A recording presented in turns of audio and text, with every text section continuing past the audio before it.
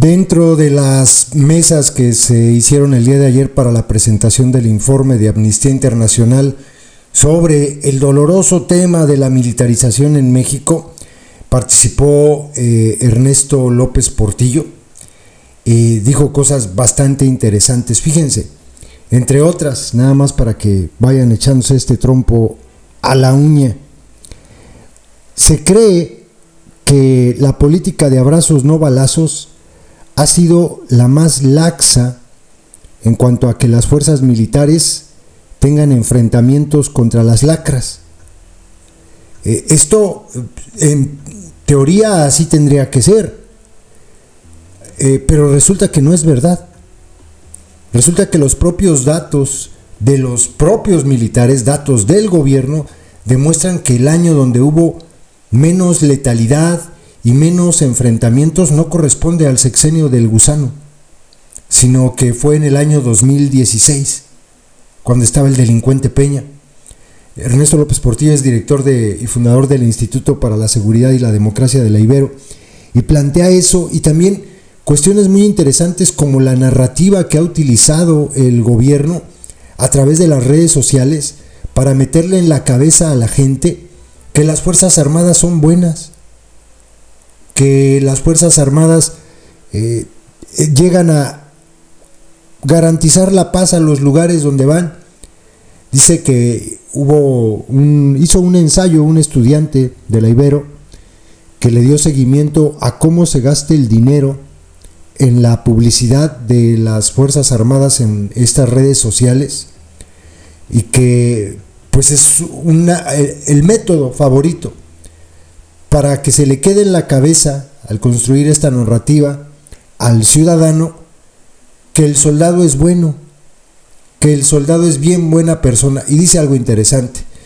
Nosotros, dice, y creo que me uno a esto, quienes presentamos información que contradice la creencia con hechos, con la realidad de que los militares, en lugar de beneficiar para la paz, han provocado más violencia, pues partimos ya con desventaja, porque son cosas que a la gente no les gusta escuchar. Ellos ya tienen construida la imagen del héroe, el soldado. Y entonces cuando llegas y les dices, aunque tengas datos duros que no puedan refutar que los militares han provocado más violencia en las calles, ellos no lo van a aceptar jamás, aunque esto sea una verdad. Y habla también en la última parte, aunque no lo desglosa del todo, del tema del miedo. Dice que estaría muy chido hacer una encuesta a nivel nacional, estaría muy interesante, para saber qué piensa la gente, qué tanto miedo le tiene la gente a los militares. Probablemente allí nos encontraríamos datos diferentes. Es decir, que con tal de salvarnos de Satanás, preferimos que el diablo ande en las calles. Muy interesante lo que dice Ernesto López Portillo, escúchenlo. Escuchándote, recordaba que justo hoy es 20 de noviembre, ¿no? Y celebramos la fundación del Estado mexicano moderno, en este ejército del pueblo que nos da patria, y que desde entonces se ha construido desde un nacionalismo militar. Y ahí las relaciones cívico-militares han ido cambiando con el tiempo, y eso me permite preguntarle a Ernesto, ¿en qué medida la reforma constitucional que adscribe la Guardia Nacional como un arma más de la Secretaría de Defensa implica un cambio en estas relaciones entre civiles y militares en México? Buenas tardes a todas y a todos. Bueno, yo agradezco mucho la invitación y celebro y felicito el trabajo de Amnistía Internacional. Yo desde muy chiquillo he admirado mucho a Amnistía, así que me es muy significativo estar aquí. Déjenme empezar con una metáfora, la metáfora del taquero. Yo me siento como un taquero que está preparando taquitos al pastor y cada vez vende menos. Y ve que se consumen menos los tacos al pastor y no entiende por qué. Y entonces le faltan recursos para entender por qué cada vez se venden menos taquitos al pastor. El taquito al pastor es la evidencia. Hace una semana, más o menos, tuvimos un evento y presentamos una red que va a trabajar más para empujar el control de armas, el control del acceso a las armas, y puse a discusión algo que provoca siempre respuestas fuertes, nos mueve, nos sacude, que es la pregunta de la relevancia o irrelevancia de la evidencia. Ahorita en esta segunda mesa ya apareció la palabra narrativa. Y en la mesa anterior se asomó y Gaby dejó la bomba, ¿no? Cada vez que se toca el tema, la gente cuestiona a quien cuestiona. Bueno, yo pregunté a 30 organizaciones en un evento que hubo en la Ibero hace como un año, más o menos 30 organizaciones de personas especialmente jóvenes, hice 2 preguntas. ¿Están de acuerdo, se sienten satisfechas con el impacto de su incidencia? Ninguna levantó la mano. Mi segunda pregunta era más importante para mí, para mi investigación. ¿Dedican tiempo a preguntarse sobre su incidencia? Y nadie levantó la mano. Es decir, hacen un ejercicio de autoobservación para mejorar la estrategia de incidencia y ninguna levantó la mano. Me preocupó especialmente que eran personas muy jóvenes, muy jóvenes, pero muy, 20 y tantos algunos, jóvenes comparado conmigo, con Jacobo más, por supuesto. A ver, yo creo que nuestro problema no es técnico, yo creo que nuestro problema es político. Y creo que tenemos que reunirnos más a hablar de eso. Creo que el trabajo que hacemos es absolutamente respetable, lo reconozco, lo respeto y lo admiro. Pero nos estamos quedando atrás, incluso en la interpretación de los hechos, en mi concepto. Y nosotros creemos, pues como mucha gente que lo estudia y publica cosas todos los días de esto, que estamos en el fin de un ciclo de la historia. Se colapsa la democracia liberal. Hola, Juan José, ¿qué tal? Buenas tardes. Buenas tardes. Se colapsa la democracia liberal. Entonces, nosotros no podemos entender la pregunta sobre militarización y militarismo si no entendemos en qué momento político estamos. O sea, los militares actúan de una forma en un contexto político determinado. Los militares son una construcción política. Entonces, yo quisiera que levante la mano quien ha analizado el presupuesto de la propaganda que utilizan las Fuerzas Armadas. Levante la mano. ¿Por qué no? No, sí. ¿Por qué no? ¿O por qué sí? Un estudiante de la Ibero hizo un texto que se llama, permítanme, La publicidad de la Guardia Nacional y el Ejército del Pueblo en las redes sociales. Claudio Santiago Escandón Mendiola, estudiante de Historia. Es fascinante el ensayo, nos lleva de la mano por el trabajo de redes que hace la Guardia Nacional. La militarización y el militarismo son productos, son construcciones y tienen una plataforma discursiva. Esa plataforma discursiva corresponde a lo que algunos autores llaman la era narrativa. Es decir, hoy la discusión no es sobre los hechos, la discusión es sobre las narrativas. En ese sentido, la documentación que hacemos todos los días puede ser cada vez más irrelevante si no tenemos capacidad de disputar las narrativas. Ejemplo, estamos por publicar un texto que intenta llevar de la mano al nuevo mapa interactivo nacional que acabamos de publicar y que voy ahorita a mencionar un poco más sobre él. Abrazos no balazos. Levante la mano quien no conoce la frase. Ahora,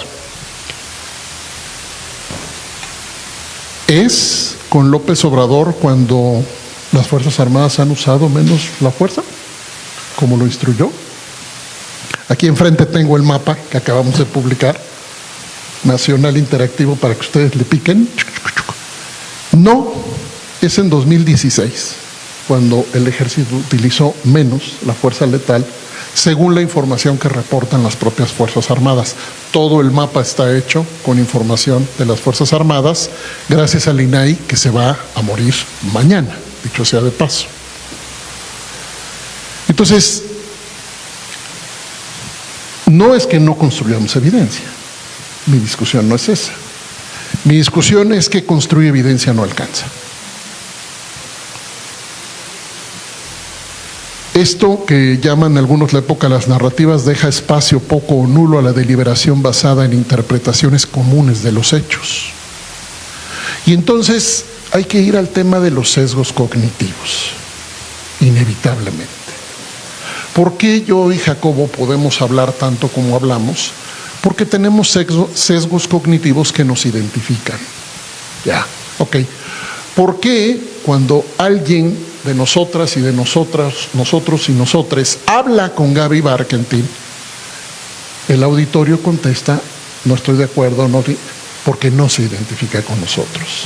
Esos sesgos cognitivos están estudiados por Kahneman, premio Nobel de Psicología, de Economía, siendo psicólogo, en un libro que se llama Pensar rápido, pensar despacio, y muchas otras teorías seguramente. Esa es la que yo conozco.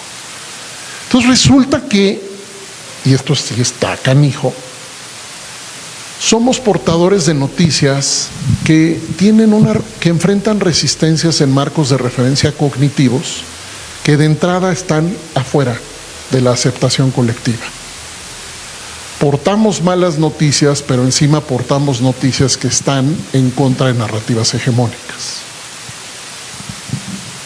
En esta lógica perdemos incluso antes de hablar. Entonces, sí es más popular que alguien diga necesitamos al ejército aquí, aunque le pongas enfrente el mapa 20 veces diciéndole que hay más violencia ahí desde que el ejército está. Guerrero, por ejemplo, la historia de Guerrero con las Fuerzas Armadas tendría que ser suficiente para cuestionarlo todo, solo la de Guerrero, la historia de Guerrero. Entonces, si a esto sumamos el impulso profundo con raíz histórica y cultural a favor del endurecimiento, entonces la crisis de violencias, delincuencia y violaciones a los derechos humanos llama fundamentalmente a mayor endurecimiento, no a menor endurecimiento, salvo la acción marginal. Liderazgos marginales que piensan en otras posibilidades. Grabamos recientemente un cafecito sereno con 2 exsecretarios y 2 secretarios que apuestan por el modelo policial de resolución de conflictos y que en algún momento dijeron, pues sí hemos tenido algún militar en la institución, disciplinado, con quien nos ha ido bien, pero nuestra ruta no es esa. Nadie ve, nadie escucha las alternativas, porque nuestra narrativa de la alternativa tampoco está adecuadamente construida. Tiene razón Gaby, nuestra pedagogía tiene un problema. Entonces nos frustramos, porque llegamos a muy poca gente como quisiéramos, pero además porque nos repetimos.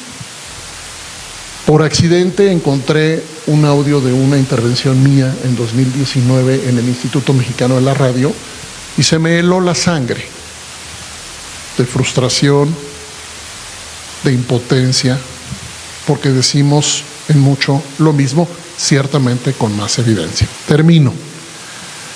¿Por qué no hablamos del miedo?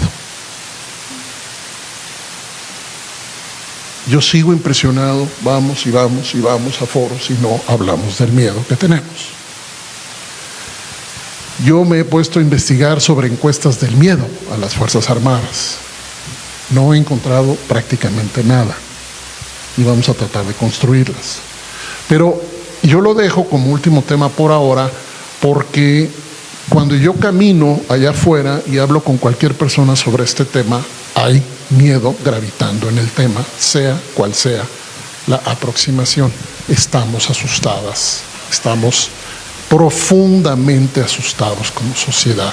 Y cuando vemos a personas armadas, hemos construido lo que Mauricio Meshulam en un libro dice que es un síndrome postraumático colectivo. Por ahora lo dejo por ahí. Un montón de cosas, como dice Estefanía, poco tiempo para un montón de cosas, pero sí interpelo abiertamente y con todo cuidado nuestra concepción de la incidencia frente a lo que está pasando.